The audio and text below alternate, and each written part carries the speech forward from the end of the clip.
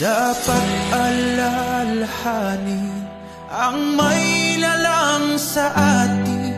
Habang tayo ay bata, palakas natin ay gamitin.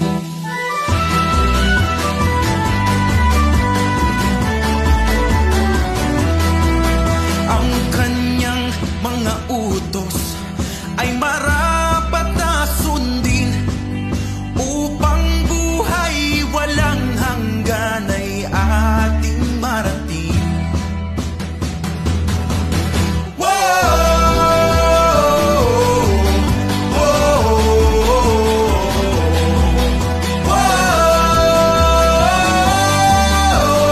Nagpapasalamat